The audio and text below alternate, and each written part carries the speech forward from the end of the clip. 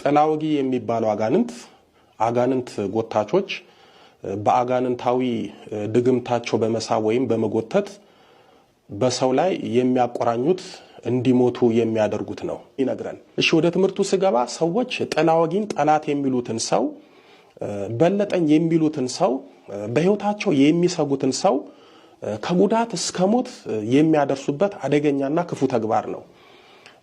ጥላውጊን ደፍተራዎች፣ ጠንቋዮች፣ አውደ ነገስት ገላጮች፣ ዛር አምላኪዎችና እንዲሁም በእስልምና ሃይማኖት ያሉ በተለይ በጥንቆላ ውስጥ ያሉት ሼኪዎች በአጠቃላይ ሰይጣንን ተዋርሰው ቤተሰብ አድርጎ የሚኖሩ ክፉ ሰዎችን ከህመም እስከ ሞት የሚያደርሱበት ክፉ ድርጊት ነው። በነገራችን ላይ ጥላውጊ ሲባል ኢትዮጵያን ብቻ የሚያውቁና የሚጠቀሙበት ይመስለናል። ፈረንጆቹ ጥላውጊን በደንብ ነው የሚያውቁትና የሚጠቀሙት። ፈረንጆቹ ጥላውጊን ሳይለንት ኪለር ይሉታል። ስውርና ድምጽ አልባ ገዳይ ማለታቸው ነው። እኛ ጥላውጊ ስንል ፈረንጆቹ ደግሞ ዴዝ ስፒል ይሉታል። ፈረንጆቹ ማጂክ ስፒል የሚሉት እኛ አስማት የምንለው ነው። ፈረንጆቹ ኦከልት የሚሉት በእነሱ ስውር አስማት ማለት ሲሆን እኛ የሚስጥር መተት የምንለው ነው። ፈረንጆቹ ዊሽክራፍት የሚሉት እኛ ጥንቆላ ወደ ነገስት ገላጭ የምንለው ነው። ስለዚህ ፈረንጆቹ ጥላውጊንም ጥንቆላውንም አስማቱንም የሚስጥር መተቱንም በደንብ ያውቃሉ፣ ይጠቀማሉ። አንዳንድ የአፍሪካ ሀገራትም በዚህ ይታወቃሉ። ለምሳሌ ከአፍሪካ ውጭ ያሉ ሃይቲ፣ ኩባ፣ ስፔን፣ ህንድና አረቦች ከአፍሪካ ሀገራት ደግሞ እኛን ጨምሮ ደቡብ ሱዳን፣ ደቡብ አፍሪካ፣ ግብጽ፣ ኬንያ፣ ናይጄሪያ፣ ኡጋንዳ፣ ጋና፣ ጊኒ፣ ጋምቢያ፣ ኮንጎ፣ ካሜሮን፣ ማላዊ፣ ታንዛኒያ፣ ቶጎ እነዚህ ሀገራት በጥንቆላ ይታወቃሉ። ጥንቆላ ካለ ደግሞ ሰውን የሚጎዳ ጥላውጊ ያለ ማለት ነው። ጥላውጊ አጋንንት ከሞት አጋንንት ጋራ በዓላማ አንድ ቢሆንም ጥላውጊ የራሱ ገቢር አለው። ይህም ገዳዩ ወይም ማስገዳዩ ባስደገመው ለምሳሌ በበትር፣ በአንካሴ፣ በጦር፣ በመርፌ የሚገለውን ሰው ጥላውን በሞጋት ለሞት የሚዳርግበት ክፉ አጋንንታዊ ተግባር ነው። ጥላውጊ ወይም የሞት አጋንንት ግን እንደማንኛውም አጋንንት በድግምት የሚሳብና ሰውን እንዲገድል የሚላክ አጋንንት ነው። እዚህ ላይ ልብ ልንለው የሚገባው የሞት አጋንንትን ከመላከ ሞት መለየት ነው። መላከ ሞት የሚባለው ሰዎች እድሜ ዘመናቸውን ኃጢአት ሲሰሩ ኖረው ጊዜ ሞታቸው ሲደርስ ነፍሳቸው ከስጋቸው ለመለየት ከእግዚአብሔር የሚላክ ነው። ዘመናቸውን በጽድቅ ስራ ያሳለፉና በመጨረሻም ዘመናቸው በንስሐ የተመለሱ ሰዎችን፣ ቅዱስ ቁርባን የተቀበሉ ሰዎችን ነፍስ ከስጋ ለመለየት የሚመጡ ደግሞ መላከ ብርሃናት ናቸው። ስለዚህ መላከ ሞት ታዛዥነቱ ለሰው ሳይሆን ለእግዚአብሔር ብቻ ነው። በመተትና በድግምት የሚታዘዘው የሞት አጋንንት በሰው ሰውን ለመግደል የሚላክ ነው። መላከ ሞት ደግሞ በእግዚአብሔር ትእዛዝ የሰውን ነፍስ ለይና አምጣ ሲባል ብቻ የሚታዘዝ እንጂ በራሱ ፈቃድ የሞት መዘዝ የሚያመጣ አይደለም። የሞት አጋንንት ተግባሩን በሁለት መልኩ ነው የሚሰራው። አንደኛ በራሱ አጋንንታዊ ፍቃድ በሰው ላይ በመቅናት ለጥፋትና ለሞት የሚዳርግ ነው። ሁለተኛው ለራሳችን የመረጥነው በሰው ታዞ ሰውን ለሞት የሚዳርግ ነው። በመግቢያ እንደነገርኳችሁ ሰዎችን በጥላውጊ መተት ለመግደል ይሁን ለመጉዳት ሲፈልጉ የዛን ሰው ፎቶ ጥላውን መተት በተመተተበት አንካሴ በዘንግ ወይም በጦር በመዳም መርፌ በሞጋት ነበር፣ ወይም ፎቶ ላይ በመሰካት ነው። ፈረንጆቹም እንዲህ ነው የሚያደርጉት። የፈረንጆቹ ትንሽ ለየት የሚለው የፎቶው እንዳለ ሆኖ በሰውየው ስም አሻንጉሊት ወይም ሰውየውን የመሰለ አሻንጉሊት በመርፌና በስለታም ነገር በሞጋት ነው። አሁን ይሄ ቢሰራበትም የኛዎቹ ከዚህ የበለጠ እየተጠቀሙበት ያለው የጥላውጊ ስልት አጋንንትን ተዋርሰው የሚልኩት ጥላውጊ ነው። ይህ ማለት አንድ ደፍተር አጋንንትን ሲዋረስ አጋንንቱ ልክ እንደ ነፍስና ስጋ ይሆናል። ያ ማለት አጋንንቱ ከደፍተራው ጋር ይቆራኛል ማለት ነው። በብዙ ድግምትና በብዙ ግብር አጋንንቱን የተዋረሰውና የተቆራኘው ደፍተራ አጋንንቱ የሚታዘዝለት ልክ እንደ ሰው ነው። ለምሳሌ አጋንንትን የተዋረሰ ደፍተራ ሰዎች ላይ ጥላውጊ ሲልክ ፎቶን ወይም ጥላውን በሞጋት ሳይሆን አጋንንቱን በቀጥታ ወደ ሰው በመላክ ግደልልኝ ይለዋል። አጋንንቱም ከደፍተራ የተቀበለውን የሞት ትእዛዝ ይዞ ግባ ግደል ወደ ተባለው ሰው ይገባል። ከዛ በኋላ የሞት ትእዛዙን በሰውየው ላይ ይፈጽማል። በተለይ የማይጸልይ የማይሰግድ ቅዱስ ቁርባን የማይቀበል ሰው ከሆነ ዕዳው ገብስ ነው። ጥላ ወጊ በቀላሉ ሊገድለው ይችላል። መግደል ካልቻለ ደግሞ ለከፋ ህመምና ችግር ይዳርገዋል። ለዚህ ነው ሰዎች በቀላሉ በጥላ ወጊ የሚጠቁትና እስከ ሞት የሚደርሱት። እንደነገርኳችሁ የሰው ልጅ አጋንንትን ለክፋትና ለጥፋት እና ለሞት ማዘዝ ከጀመረ ቆይቷል።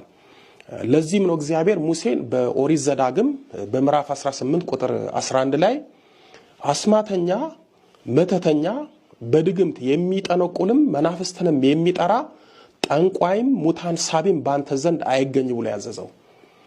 ሙሴ ከክርስቶስ ልደት በፊት በ1617 ዓመተ ኩነኔ መስከረም 8 ቀን በ120 ዓመቱ አርፏል። ስለዚህ ሙሴ የነበረበትን ዓመተ ኩነኔና እኛ ያለንበትን ዓመተ ምሕረትና እንዲሁም ሙሴ የኖረውን 120 ዓመት ብንደምራቸው ወደ 3700 ዓመታት ይሆናሉ። እንግዲህ ከዛሬ 3700 ዓመታት በፊት የሰው ልጆች አስማተኛ ነበሩ፣ መተተኛ ነበሩ፣ ድግምት ይደግሙ ነበረ፣ ይጠነቁሉ ነበረ፣ መናፍስትን ይጠሩ ነበረ፣ ሙታንንም ይስቡ ነበረ። ምን እንደሚገርመኝ ታውቃላችሁ? በሙሴ ዘመን ከዛሬ 3700 ዓመታት በፊት የሰው ልጆች እንዴት አይነት መተተኞች፣ አስማተኞች፣ ጠንቋዮች፣ መናፍስት ጠሪዎች፣ ሙታን ሳቢዎች ቢሆኑ ነው እግዚአብሔር በዚህ ደረጃ ሙሴን አስማተኛ፣ መተተኛ፣ በድግምት የሚጠነቁልም መናፍስትንም የሚጠራ ጠንቋይም ሙታን ሳቢም ባንተ ዘንድ አይገኝ ብሎ የተናገረው? እግዚአብሔር ለሙሴ ከሺህ ዓመታት በፊት ባንተ ዘንድ አይገኙ ያላቸው አስማቱ፣ መተቱ፣ ድግምቱ ዛሬ እነዚህ ሁሉ በእኛ ዘንድ አሉ።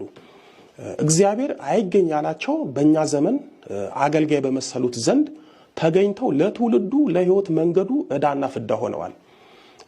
በጣም የሚገርመው በዛን ዘመን ከሺህ ዓመታቶች በፊት የሰው ልጅ ከአጋንንት ጋር ምን ያህል ቁርኝት እንዳለውና ሰዎች በዛን ጊዜ አጋንንትን ለክፉ ተግባራትና ለሞት ይጠቀሟቸው እንደነበረ የሚያሳይ ነው። እግዚአብሔር ለሙሴ ከገለጠለትና ባንተ ዘንድ አይገኙ ካለው ውስጥ መናፍስት የሚጠራ ሙታን ሳቢ የሚለው ለትምህርታችን ትልቅ ግባት ነው።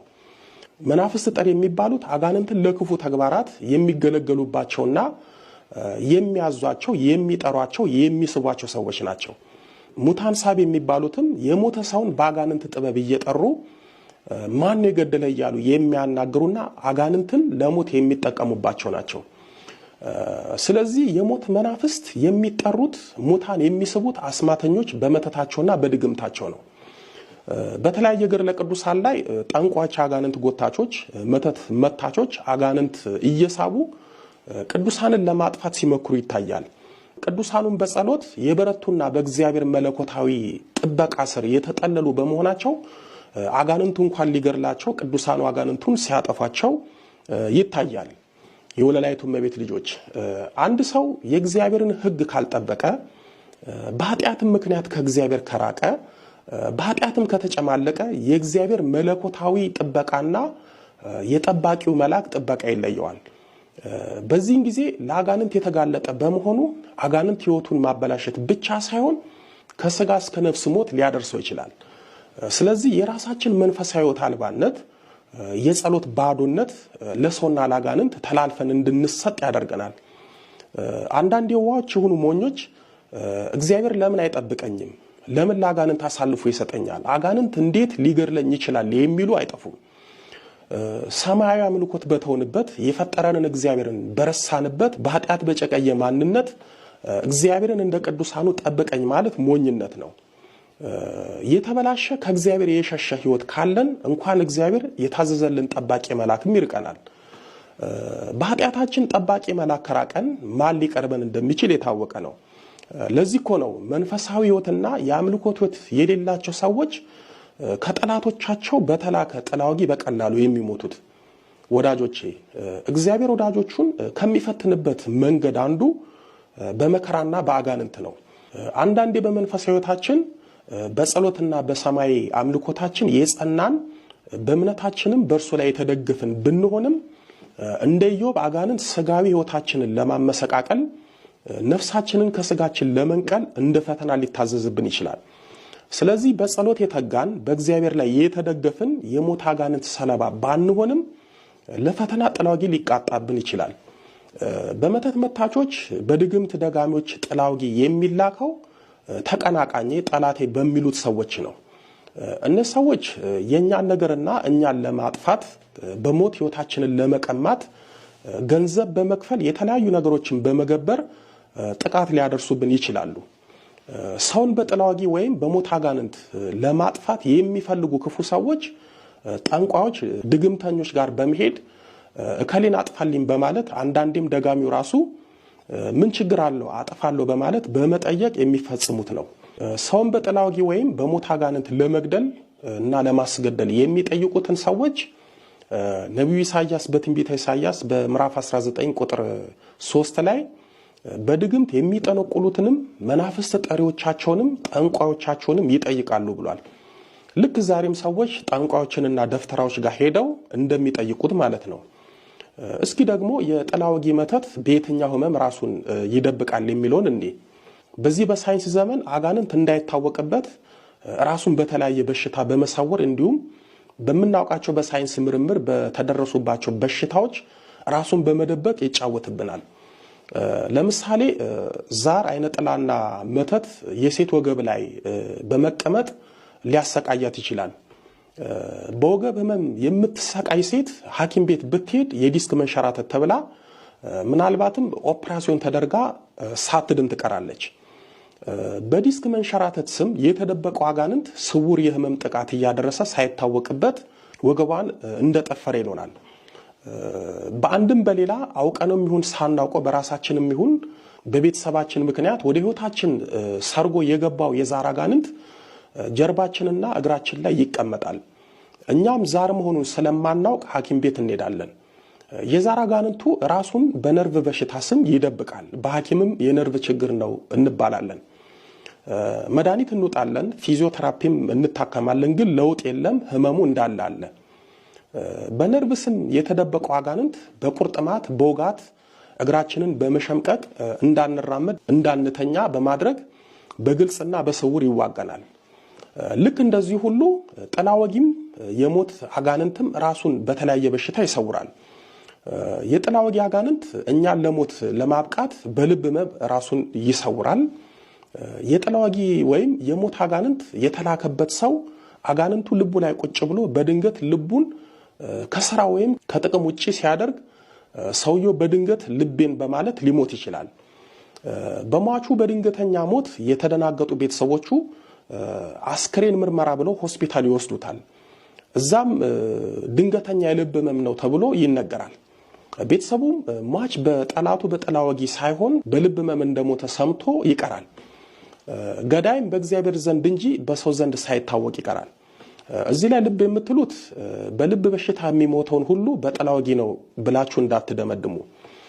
ምክንያቱም የጥላወጊ ሞት የራሱ የሆነ አጋንንታዊ ብልሃት አለው።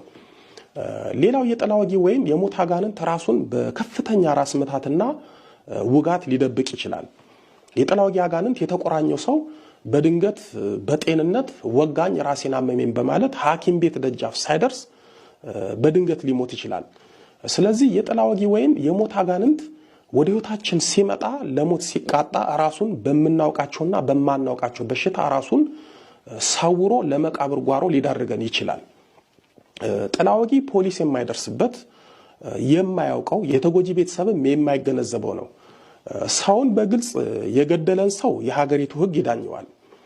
ሰውን በጥላወጊ የገደለን እንኳን ሰው ሊዳኘው ሰው ስለማያውቀው የሰማይ አምላክ እግዚአብሔር ብቻ ነው የሚያውቀው ፍርዱንም የሚሰጠው። ወዳጆቼ ስንቱ በጥላወጊ ህይወቱን በማጣት ለቤተሰቦቹ የዘላለም ጸጸት ሆኗል። ጥላወጊ ሰዎች ላይ የሚደገመው በምንድን ነው የሚለውንም ስናይ ጥላወጊ ሰዎች ላይ የሚደገመው አንደኛ በፎቶአቸው ነው።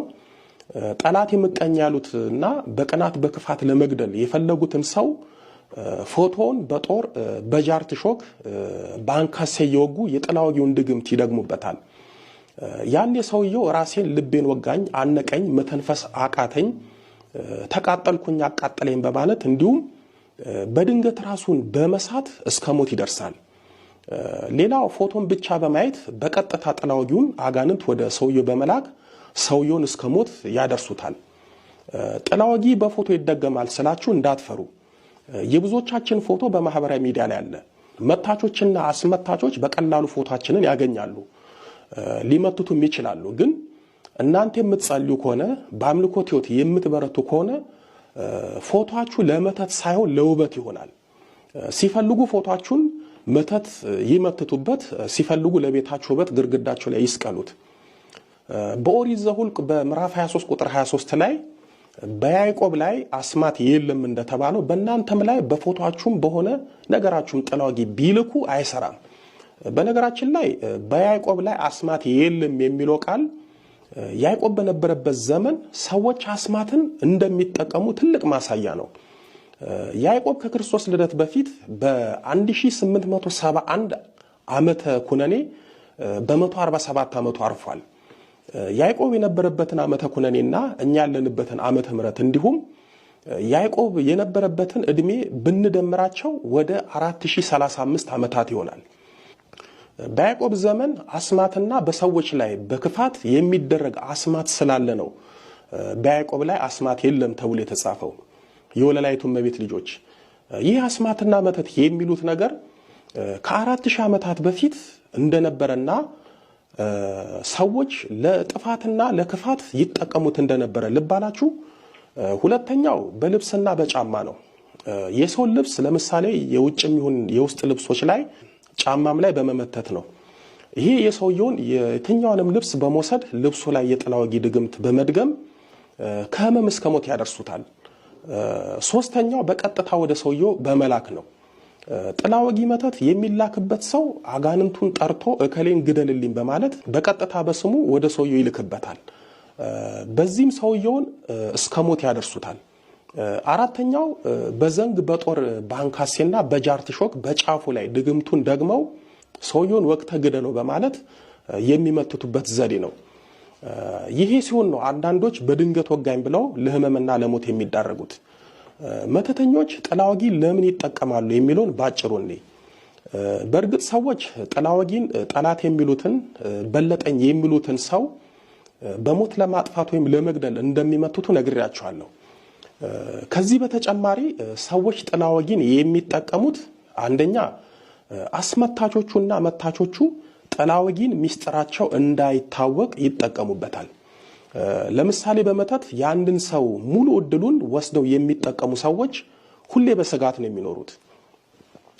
አንድ ቀን ጸበል ቦታ ወይም አባቶች ጋር ሄዶ ሚስጥሬን ያጋልጣል፣ ማንነቴን ያውቃል፣ ያሳውቃል በማለት ያስመተቱበትን ሰው በጥላ ወጊ ያስገድሉታል። እነሱ ብቻ አይደሉም፣ ገንዘብ ተከፍሎት የመተተውም ደብተራ ሚስጥር ይወጣል፣ ስራ ይታወቃል በማለት እሱም የመተተበትን ሰው በጥላ ወጊ ለመግደል ይሞክራል።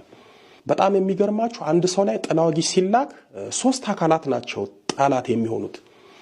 አንደኛ ሰውየው ላይ ጥላ ወጊ የሚልከው ሰው፣ ሁለተኛ ጥላ ወጊ ላኪው ደፍተራ፣ ሶስተኛ ግደል ተብሎ የተላከው አጋንንት ነው። ጥላ ወጊ የሚያስልከው ሰው መሞት አለባቸው ብሎ እልህ ይይዛል። ጥላ ወጊ ላኪው ደፍተራም መሞት አለባቸው ብሎ እልህ ይይዛል። ለሞት የሚላኩ የጥላ ወጊ አጋንንት ደግሞ ሳልገለው አልተውም ብሎ በእልህ ይታገለዋል። ውጊያው ከስንት አቅጣጫ ሆነ ማለት ነው? ከ3። ለዚህ ነው ጥላ ወጊ ከባድ የሚሆነው። በተለይ በአምልኮት ሕይወት እየኖራችሁ በጥላ ወጊ አልሞት ካላችሁ ጥላ ወጊ የሚያስልከው ሰው፣ ጥላ ወጊ የሚልከው ደፍተራ ለመግደል ተፍ ተፍ የሚለው አጋንንት ክፉ እልህ ውስጥ ይገባሉ። በዚህ ምክንያት ነው ውጊያው ብርቱ ሰልፍ የሚሆንባችሁ። ለምሳሌ በአምልኮት ሕይወት የበረታ አንድ ሰው ላይ መተት እየተላከበት የሚላከው መተት ያ ሰው ላይ በቀላሉ የሚጮህ የሚለቅና እንዲሁም መተቱ አልሰራ ሲላቸው አንደኛ በልህ፣ ሁለተኛ ሁሌ መተቱ እየጮኸ እየተጋለጠ እየተሸኘ ሚስጥሬን አባከነ በማለት ያንን ሰው በጥላ ወጊ አስገድለው እድሉን እስከ ወዲያኛው ለመጠቀምና ሚስጥራቸውን ለመጠበቅ ጥላ ወጊ ያስልኩበታል።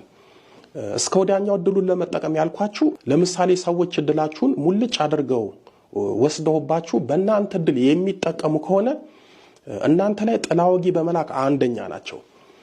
ለምሳሌ አንድ ሰው የአንድን ሰው የትምህርት፣ የእውቀት፣ የትዳር፣ የሥራ፣ የሀብት፣ የጥበብ፣ የተሰጥኦ እድል ይወስዳል። እነዚህን ሁሉ እድሎች ከአንድ ሰው በእድል መተት ከወሰደ እድሉን የወሰደበትን ሰው በጥላ ወጊ ማስገደል ነው የሚፈልገው። ምክንያቱም ይሄንን ሁሉ እድል የወሰደው ሰው አንደኛ አንድ ቀን የወሰደበትን እድል በጸሎት ያስመልሳል በማለት፣ ሁለተኛ የነቃ ቀን በአምልኮት ሕይወት ለማስመለስ ይታገለኛል በማለት፣ ሶስተኛ ጉዴን ምስጢሬን ያጋልጣል በማለት በጥላ ወጊ ያስገድለዋል። ይህም እድሜ ዘመኑን የወሰደውን እድል እንዲጠቀምበት ያደርጋል። እድሉን ወስዶ በጥላ ወጊ አልሞት ካለው እንዳያውቅ ያሳብደዋል ወይም በመተት ከሀገር ብን ብሎ እንዲወጣ ያደርገዋል። ሁለተኛ በቅናት ለመበቀል ጥላ ወጊን ይልካሉ። ለምሳሌ ሰዎች በንብረት በገንዘብ ሲጣሉ፣ ሲካካዱ፣ እንዲሁም በስራ በስልጣን ሲበላለጡ፣ ሲገፋፉ፣ ክፉኛ ሲጣሉ ለመበቀል ብለው ጥላ ወጊን ያስልካሉ፣ በጥላ ወጊ ያስገድላሉ። ይህ አሁን እጅጉን እየተለመደ የመጣ ነገር ነው። እዚህ ላይ አንድ ምሳሌ ብቻ ልንገራችሁ። ለምሳሌ አንድ ሰው ጥሩ የስልጣን ደረጃ ላይ ወይም ኃላፊነት ላይ አለ እንበል። አንድ ሰው በዚህ ሰው ስልጣንና ኃላፊነት የሚቀና ከሆነ ጠላቱ በስልጣኑ በመቅናት በሱ ቦታ ራሱን ለመተካት ያንን ባለስልጣን ጥላ ወጊ አስልኮበት ያንን ሰው በሽተኛ ያደርገዋል። ያም ሰው በድንገት ታሞ ከቤት ካልጋ ይውላል። በዚህን ጊዜ ያ ክፉ ሰው በዛ ሰው ስልጣንና ኃላፊነት ቦታ ይቀመጣል። የሰውየውን የሥራ እድሉን የኃላፊነትና የስልጣን እድሉንም እሱ ወስዶ ይጠቀምበታል። እንደዚህ የሆኑ ሰዎች እኔም የማውቃቸው አሉ። ጸበል ሳጠምቀው የነበረ አንድ ሰው ነበረ። ይህ ሰው በኢትዮጵያ ውስጥ ትልቅ ባለስልጣን ነበረ። አንድ ቀን ስብሰባ ላይ እያለ ቁጭ ባለበት ጀርባዬን ወገቤን ወጋኝ ብሎ ስብሰባውን አቋርጦ ወጣ። በዛው ታመመ። ከወገቡ በታች መንቀሳቀስ አቃተው። በሕክምና ምንም መፍትሄ አላገኘም። በኋላ በስራው ብሎም በስልጣኑ የቀናበት ሰው በጥላ ወጊ እንዲህ እንዳደረገው ታወቀ። ለጊዜውም ቢሆን ያ ሰው በሱ ቦታ ተሾመ። ሶስተኛ በሽተኛ ለማድረግ ሰዎች ጠላት የሚሉትን በለጠኝ፣ ካደኝ፣ በደለኝ የሚሉትን ሰው ከሞቱት በላይ ከሚኖሩት በታች ሆኖ በሽተኛ እንዲሆን ጥላ ወጊ ያስልኩበታል። የሚላከው ጥላ ወጊ ወደ ሰውየው በመግባት ሰውየውን በሽተኛ ያደርገዋል። የሚገርመው ብዙዎች ጥላ ወጊን የሚያውቁት እንደሚገድል ብቻ ነው። ጥላ ወጊ አዎ ይገድላል፣ ግን ሰዎችን በሽተኛ የአልጋ ቁራኛ ያደርጋቸዋል። ጥላ ወጊ መተተኞቹ አድርግልን ያሉትን ነው የሚያደርገው። በሽተኛ አድርግል ካሉት ልቡ ላይ ተቀምጦ እስከ እድሜ ዘመኑ የልብ በሽተኛ ያደርገዋል። ወገቡ ላይ እጅ እግሩ ላይ በመቀመጥ ሰውነቱን ሽባ ያደርገዋል። የውስጥ አካሉ ላይ በመቀመጥ የውስጥ ደዌ ህመምተኛ ያደርገዋል። አእምሮ ላይ በመቀመጥ ከከፍተኛ የራስ ምታት እስከ እብደት ሊያደርሰው ይችላል። እንዲሁም ለሰውና ለሐኪም ይህ ነው ብላችሁ የማትገልጹት ህመምና ስቃይ እንዲሰማችሁ ያደርጋል። ጥላ ወጊ ሰዎችን በድንገት ቅስፍስፍ አድርጎ ለከፍተኛ ህመም ይዳርጋቸዋል። ለምሳሌ ደረትን፣ ትከሻን፣ ጀርባን፣ ጎንን፣ ሳምባን ቅስፍ አድርጎ በመያዝ እንዳይንቀሳቀሱና በህመም እንዲሰቃዩ ያደርጋቸዋል። በነገራችን ላይ የጥላ ወጊ ውጋት ጦር በሉት የማይነቀል የተተከለ ጦር ነው የሚሆነው። ፋታ የማይሰጥ ሲጥ የሚያደርግ ውጋት ነው የሚለቀው። ውጋቱ ቅስፈቱ ለረጅም ሰዓት ሊቆይ ይችላል። ለምሳሌ መርፌ ሲወጋችሁ ሲነቀል ህመሙ ይተዋችኋል። ጥላ ወጊ ግን ውጋት ሲሆንባችሁ ህመሙ ቶሎ ላይተዋችሁ ይችላል። አንድ ሰው ጥላ ወጊ ሲላክበት ምልክቶቹ ምን ምን ናቸው? እንዲሁም በጥላ ወጊ የሚሞቱ ሰዎች ምልክታቸው ምንድነው የሚሉትን ጠቅለል አድርገን እንመልከት።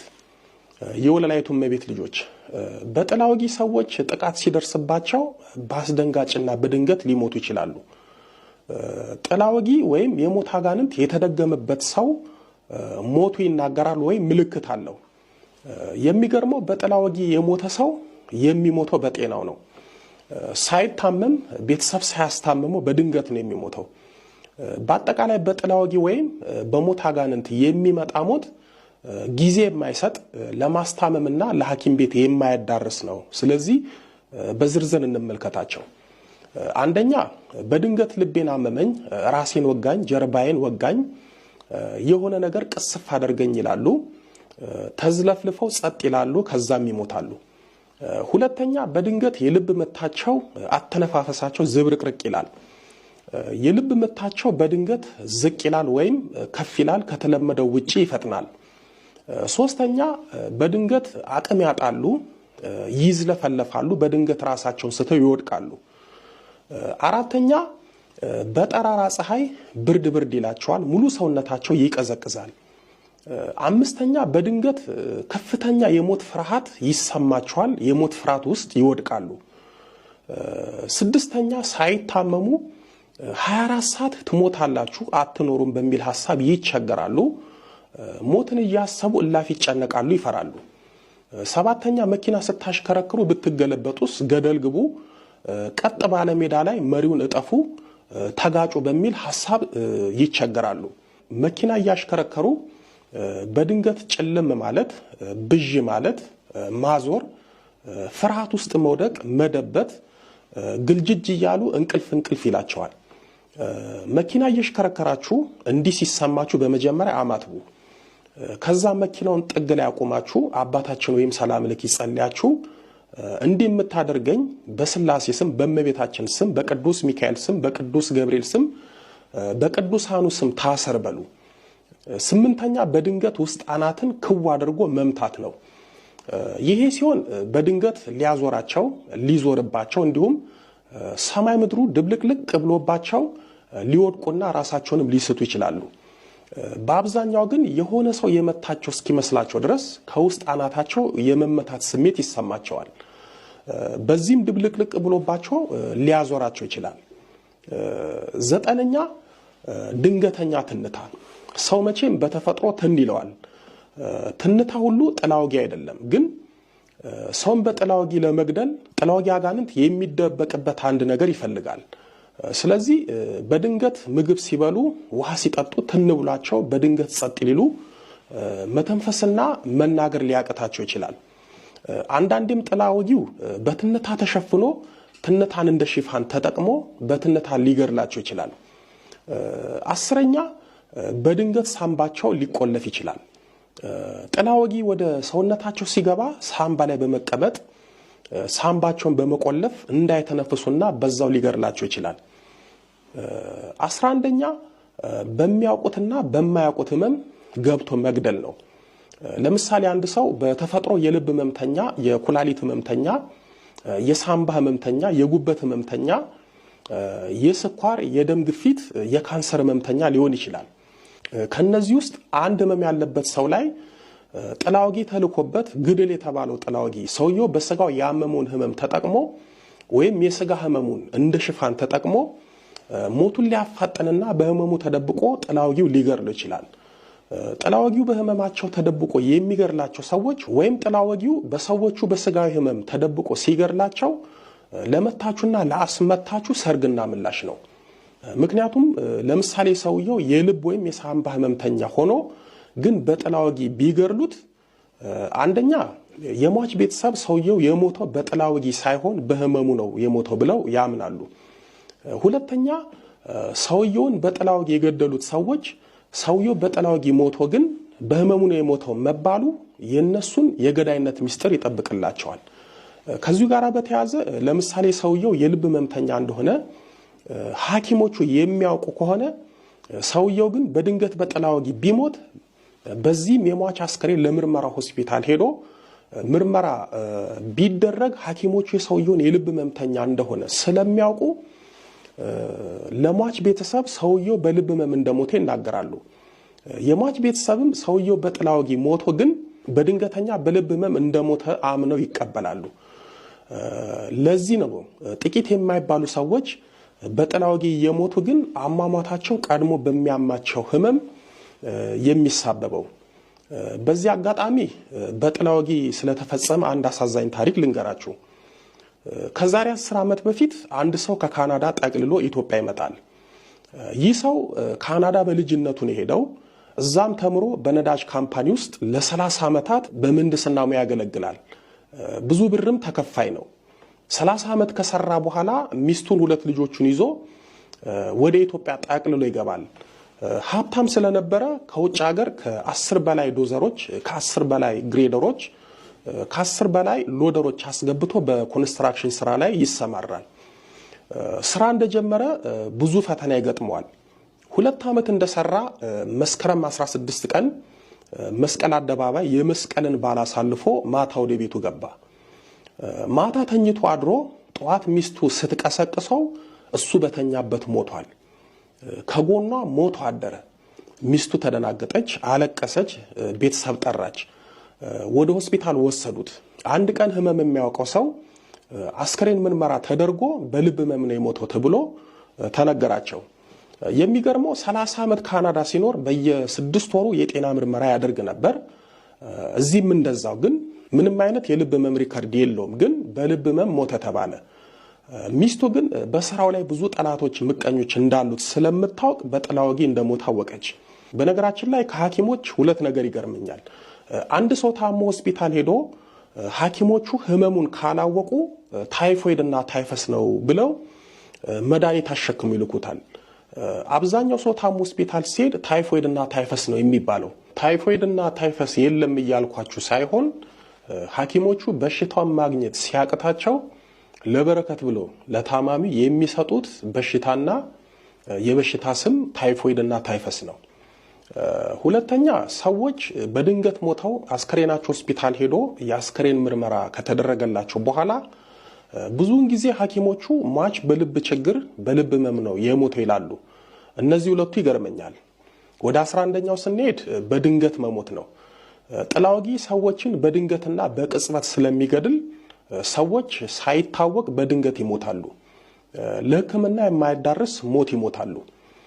ጠዋት ታይተው ከሰዓት ይሞታሉ። ከሰዓት ታይተው ማምሻ ይሞታሉ። ማታ ታይተው ጠዋት ሞተው ይገኛሉ። በመጽሐፈ ኢዮብ በምዕራፍ 34 ቁጥር 20 ላይ በመንፈቀ ሌሊት በድንገት ይሞታሉ ተብሎ እንደተጻፈው አይነት ሞት ይሞታሉ። 12ኛው ተስፋ መቁረጥ ነው። ጥላ ወጊ የሚላክበት ሰው ነገን ተስፋ አያደርግም። ሁሌ ሞታለሁ እያለ ነው የሚያስበውና የሚጨነቀው። ሁሌ በግድና በረአድ ነው የሚኖረው። ሁሌ በፍርሃትና በጭንቀት ነው የሚኖረው። በዚህም ከፍተኛ ተስፋ መቁረጥ ውስጥ ይገባል። 13ኛ ሰውነት ቶሎ ቶሎ ድንግጥ ማለትና ሰውነት እንደ እሳት መንደድ ወይም ማቃጠል ነው። ይሄ ምልክት በተለይ መተትና ጥላ ወጊ የሚላክበትና የሚታደስበት ሰው እንዲህ ነው የሚያደርገው። ያለ ምክንያት ዝም ብሎ ይደነግጣል። በራስ መተማመኑ ይጠፋል። ፍርሃት ይለዋል። ሰውነቱ እንደ እሳት ይነዳል። 13ኛው ለሴቶች ነው። እሱም ጽንስ መጨናገፍ ነው። ነፍሰ ጡር ሴት ላይ ጥላ ወጊ ሲላክባት በድንገት ባልታወቀ ምክንያትና በሳይንስ ስም በተሸፈነ ምክንያት ጽንሱ ይጨናገፋል። ይህም 2 አይነት ነው። አንደኛ ያለምንም ምክንያት ጽንሱ ሆዷ ውስጥ በድንገት ይሞታል፣ አሊያም በድንገት ጽንሱ ይጨናገፋል። ጥላ ወጊው በቀጥታ በማፀን ያለውን ልጅ ይገድላል። ሁለተኛ ሆስፒታል ስትሄድ ጽንሱ ልክ አይደለም፣ ችግር አለበት አስብሎ ያጨናግፋል። ጥላ ወጊ እናትን ግደል ተብሎ ሲላክ እናትን መግደል ሲያቅተው ደም የሆነውን ጨቅላውን ጽንስ ይገላል። ምክንያቱም ጽንሱ የጥላ ወጊውን አጋንንት መቋቋም ስለማይችል። ወዳጆቼ ስንቶቹ በጥላ ወጊ ያለ ቀናቸው ያለ ጊዜያቸው በሰው ተንኮል ለሞት በቅተዋል። ስንት ዕውቀትና ሀብት እያለው ለስንት ሰው መትረፍ እየቻለ በራሱ የቅርቤ በሚላቸው ሰዎች በጥላ ወጊ ለሞት በቅቷል። ስንቱ ጠዋት ታይቶ ከሰዓት ሞቶ በአሟሟቱ ጉር ተብሏል። ይህ ሁሉ አንድም በጥላ ወጊ ወይም በሞት አጋንንት ነው። ሌሊት በተኙበት የሞት አጋንንት ወይም ጥላ ወጊ እያነቀ እየደፈቀ ስንቱን ገሏል። በነገራችን ላይ ሌሊት ሰዎች በተኙበት ክፉኛ የሚያንቃቸውና የሚተናነቃቸው መተንፈስና መንቀሳቀስ የሚከለክላቸው አንደኛ አይነጠላ የቤተሰብ ዛርና የአየር አጋንንት ነው። ሁለተኛና ብዙዎች ያልነቁበት ጥላ ወጊ ነው። ጥላ ወጊ ግደል ተብሎ ሲላክ በውድቅት ሌሊት ሰዎች በተኙበት መጥቶ ያንቃቸዋል፣ ከቻለ በዛው ይገላቸዋል። በዚህ ምክንያት ነው አንድም ሰዎች ማታ በሰላም ተኝተው ጠዋት ሞቶ የሚገኙት። ማታ በተኛችሁበት የትኛውም ክፉ መንፈስ እያነቀ እያስጨነቀ እንዳትተነፍሱ እንዳትላወሱ የሚያደርጋችሁ ከሆነ ትልቁ መፍትሄ ማታ ውዳሴ ማርያምና መልካ ቅዱስ ሩፋኤልን ጸልያችሁ ተኙ። እርግጠኛ ሆኜ ነው የምነግራችሁ፣ ምንም አትሆኑም። በጣም ብዙ ሰዎች ሰውም ቤተሰብም ሳያውቅላቸው በጥላውጊ ሞተዋል። የሚገርማቸው ስንት የቤተ ክርስቲያን ሊቃውንት ስንት የቤተ ክርስቲያን አገልጋዮች የጥላውጊ ሰለባ ሆነዋል። በቤተ ክርስቲያን ጥቂት የማይባሉ የአብነት መምህራን በጥላውጊ ሞተዋል።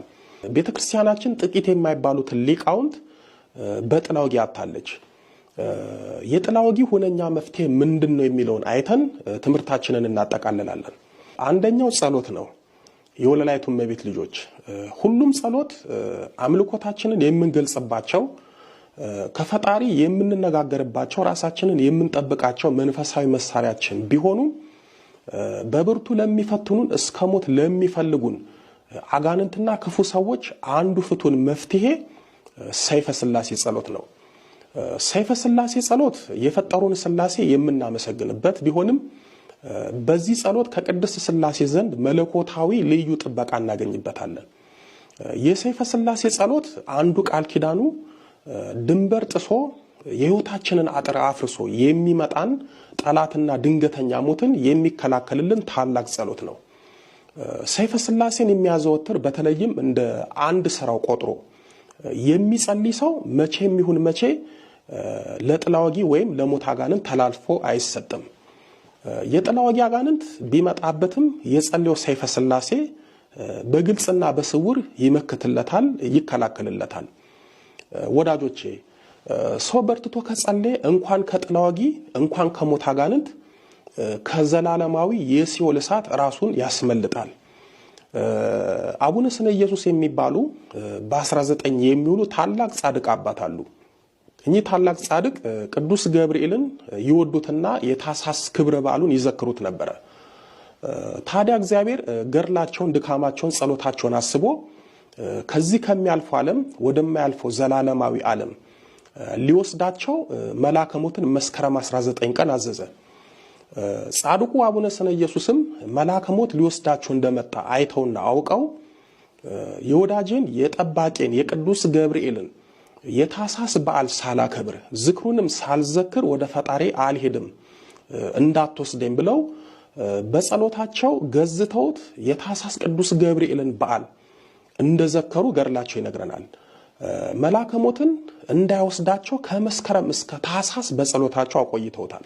እንዲሁም ቅዱስ ዮሐንስ አፈወርቅም አንዲት ብላቴናን ግደል የተባለን ቀሳፊ መልአከ ሞትን ለ10 ዓመት በተሰጠው መለኮታዊ ስልጣንና ጸሎት እንዳይቀስፋት ወይም እንዳይገላት እንዳሰረው ተጽፏል። የሰው ልጅ ከጸለየ የጸሎቱ ኃይል እንኳን በጥላውጊ አጋንንት ቀርቶ በመልአከ ሞት ላይም የሰለጠነ ነው። ሁለተኛ መፍትሄ ውዳሴ ማርያም ነው። እንደሚታወቀው ውዳሴ ማርያም እናታችን ድንግል ማርያምን የምናመሰግንበት፣ የምንማጸንበት፣ የምንለምንበት ቢሆንም ውዳሴ ማርያምን አዘውትሮ የሚጸልይ ሰው እመቤታችን በዘርፋፋ ቀሚሷ በክንፈ ረድኤቷ እሱ ከማያውቀው እመቤታችን ከምታውቀው ጠላትና አጋንንት ትጠብቀዋለች። በምልጃዋ በጸሎቷ ትሰውረዋለች። ስለዚህ ውዳሴ ማርያም ብናዘወትር እመቤታችን ዘውትር ትጠብቀናለች። ሶስተኛ መፍትሄ ጸሎተ ባርቶስ ነው። ጸሎተ ባርቶስ እንደ ውዳሴ ማርያም የየለት ቢሆንም ጸሎቱ መደንግጽ አጋንንት የሆኑ የእግዚአብሔር ህቡ ስሞች በውስጡ ስለተካተተ ጸሎቱ ከብዙ ነገሮች የምንጠበቅበትና ከጥላውጊ አጋንንት የምናመልጥበት ነው። አራተኛ መፍትሄ ባለ ህቡ ስሞች ድርሳናት ናቸው። ይህ እንደሚታወቀው የቅዱስ ሚካኤል፣ የቅዱስ ገብርኤል፣ የቅዱስ ሩፋኤልና የሌሎቹም ቅዱሳን መላእክት ባለ ህቡ ስሞች አጫጭሮቹን ድርሳናት በመጸለይ ከዚህ ፈተና ማምለጥና በመላእክቶቹ መጠበቅ እንችላለን። በእነዚህ ድርሳናት ላይ ያሉት የእግዚአብሔር ህቡ ስሞች ኃይለ እግዚአብሔርን የተላበሱ ስለሆኑ በቅዱሳን መላእክት ጸሎት ከአጋንንት ፈተናና ጥበቃ እንሰወራለን። ሌሎቹን ለምሳሌ ሰይፈ መለኮትን፣ ዳዊትን፣ አርጋኖንንና ሌሎቹንም ጸሎቶች እንደ አቅማችንና እንደ ተሰጧችን ብሎም እንዳለን ጊዜ ብንጸልያቸው ከአጋንንት ጥቃት ከመጠበቅ ጸጋን እስከ ማግኘት ስለምንደርስ ልንጸልይ ይገባል። እነዚህን ጸሎቶች ማለትም ሰይፈ ሥላሴን፣ ሰይፈ መለኮትን፣ ውዳሴ ማርያምን፣ ጸሎተ ባርቶስንና አጫጭሮቹን የመላእክትን ባለህቡ ስም ድርሳናት ጸልዩ ብዬ የጠቀስኩላችሁ አንደኛ ለመጸለይ ቀላል ከመሆናቸው አንጻር ሲሆን፣ ሁለተኛ ጸሎቱ ከሚፈጀው አጭር ደቂቃ አንጻር ሲሆን፣ ሶስተኛ ከስንፍናችን አንጻር ነው። ጊዜ የለኝም እያልን ከጸሎት ሕይወት እንዳንርቅ በጠላቶቻችንና በጥላወጊ እንዳንወድቅ በእነዚህ ጸሎቶች ከሞት አጋንንትና ከፈተና ራሳችንን እንጠብቅ። ለማንኛውም ዛሬ አበዛውባችሁ አረዘምኩባችሁ። ዛሬ ትምህርቱን በዛ ያደረኩት መከራችን ፈተናችንም ስለበዛ ነው። ይቅርታ። ለዛሬ እዚህ ላይ ይብቃን። በቀጣይ በክፍል 19 መተት በዝሙት ላይ ያለው ሴራና ተግባር፣ መተት ያዘሙታል ከክብር ያሳንሳል በሚል ርዕስ የት ይደርሳሉ ለስንት ክብር ይበቃሉ ተብለው በመተት በዝሙት ስለሚወድቁና በመንገድ ስለሚቀሩትና ስለቀሩት እንማማራለን። ሕዝቤ ዕውቀት ከማጣት የተነሳ ጠፍቷል። ትንቢተ ሆሴዕ ምዕራፍ 4 ቁጥር 6 ከትውልዱ ማን አስተዋለ? ትንቢተ ኢሳይያስ ምዕራፍ 53 ቁጥር 8 ፈረስ ለጦርነት ቀን ይዘጋጃል፣ ድል ግን ከእግዚአብሔር ዘንድ ነው። መጽሐፈ ምሳሌ ምዕራፍ 20 ቁጥር 31 ያስተማረን የመከረን የአባቶቻችን አምላክ ልዑለ ባሕርይ ቅዱስ መድኃኔ ዓለም ኢየሱስ ክርስቶስ ክብር ምስጋና ይድረሰው። ድንግል ስንላት ጌታን ወልዳ የተገኘች፣ ጌታን የወለደች ስንላት ድንግል የሆነች፣ ስሟን ለመጥራት ከሰማይ ከምድር የከበደች መንበረ ፀሐይ መንበረ ሥላሴ ንግሥተ ሰማይ ወምድር የጌታችን የመድኃኒታችን የኢየሱስ ክርስቶስ እናት ወለላይቱ እመቤት ድንግል ማርያም ምስጋና ይድረሳት። አሜን።